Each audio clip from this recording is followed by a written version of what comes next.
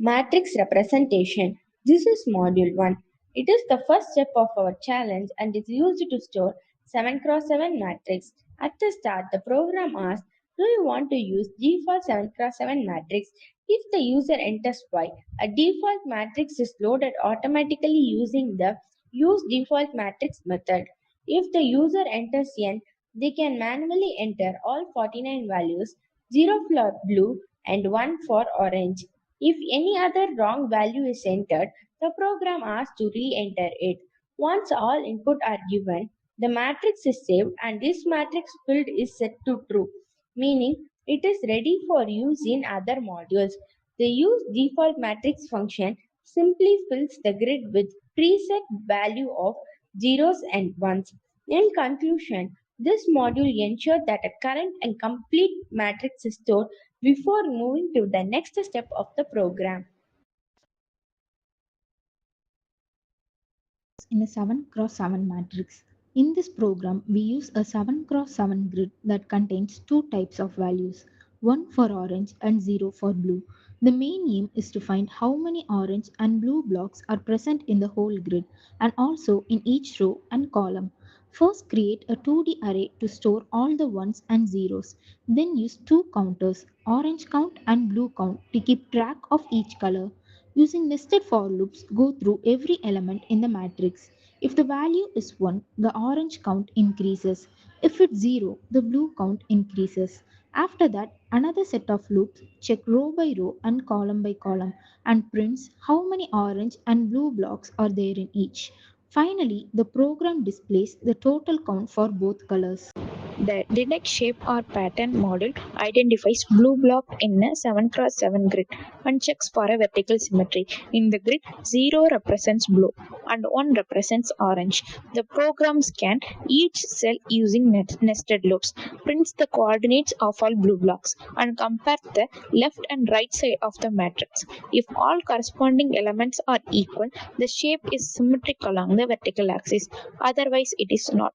Finally, it displays the detected blue block coordinates and clearly indicate whether the shape is symmetric or not. Border versus center analysis. Module 4. Declare a Java class named program entry point main method that runs when the program starts. Define a 7x7 2D integer array called matrix contain the Q face pattern. 1 border, 0 is empty. Store the matrix size, number of rows and columns. Print a header telling the user original matrix size. Calls the helper method to print every row of the matrix. Print a header announcing the border extraction step. Create an empty list to collect border values in traversal order. Add top right, left right and border elements. Add bottom rows reversing order. Finally, the output will be shown. Rotation of pattern. This program is designed to rotate a 7x7 matrix by 90-degree clockwise. The matrix contains values 1 and 0, where 1 represents the orange color and 0 represents the blue color, formatting a heart shape. First, the program displays the original matrix on the screen. That it creates a new matrix to store the rotated values using the formula. Rotated j n-1 minus I is equal to matrix Ij. Each element is shifted to its new position. After formatting the rotation, the rotated matrix is displayed. The output shows that the blue heart pattern has turned sideways after rotation. This confirms that the 90-degree clockwise rotation has been applied correctly. The logic and array manipulation work as expected, hence the program displayed the current rotated pattern of the matrix. We are going to look into submodule 6, submatrix extraction. In this module, we aim to extract any k by k submatrix from the given 7 by 7 matrix. Firstly, the size for the submatrix is received in the input. Then Using nested for loops, we are iterating through the entire matrix to display all possible submatrix of of the size of users input. Seventh module, which is symmetry check. The program is designed to check whether a given matrix pattern is symmetric or not. It accepts a matrix of zeros and ones where each number represents a color block.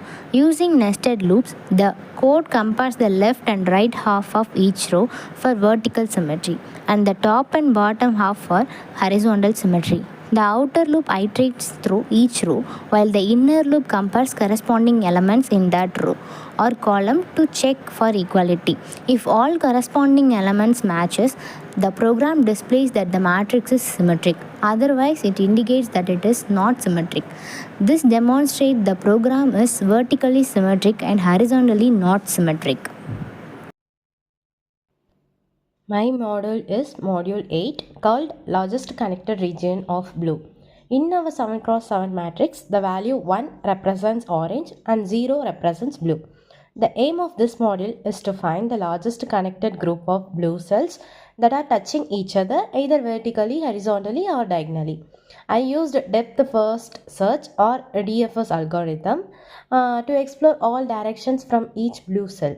When the program finds a blue cell, it marks it as visited and continues checking all nearby blue cells to count how many are connected together. Finally, the program compares all the regions and prints the size of the largest connected blue region. Replace pattern color. This program is to replace all occurrences of a specific color in a 7 cross 7 matrix with another color code. First, the program checks whether the matrix is already filled. If it's not, it asks the user to fill the matrix first. Then it asks the user which color they want to replace, 0 for blue or 1 for orange, and validates the input. Next, the user chooses a new color code among 0 for blue, 1 for orange, 2 for green, and 3 for yellow. The program uses a nested loop to go through each element of the matrix. Whenever the old color is found, it is replaced with a new color, and a counter keeps track of how many cells were changed. The updated matrix is displayed row by row. Pattern matching program. This program finds the location of a smaller pattern 3 cross 3 inside a larger grid 7 cross 7. It checks every possible position in the grid and reports where the pattern exactly matches. A 7 cross 7 grid of zeros and ones is given. A 3 cross 3 pattern is defined which we need to find inside the grid. The program moves the pattern step by step across the grid. For each position, it checks if all numbers in the pattern match the number in the grid. If a match is found, it prints the exact location of the pattern's top left corner, that is, the row and column number. Finally, it prints the total number of matches found. Here,